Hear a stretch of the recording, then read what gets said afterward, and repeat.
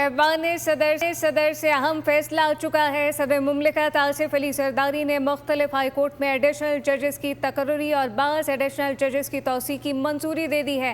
अहम और बड़ा फैसला है। मलिक सईद अवान से तफसीलात जानते हैं। आगाह कीजिएगा मलिक सईद अवान।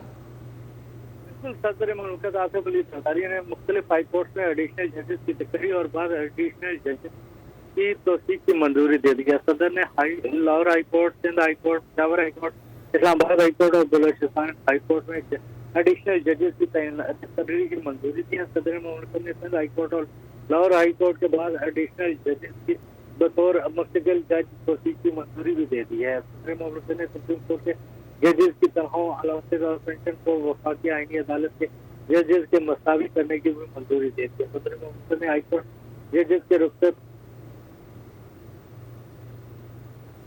ऐवान सदर से अहम फैसला आ गया है। मलिक सईद अवान अपडेट कर रहे थे, आपका शुक्रिया।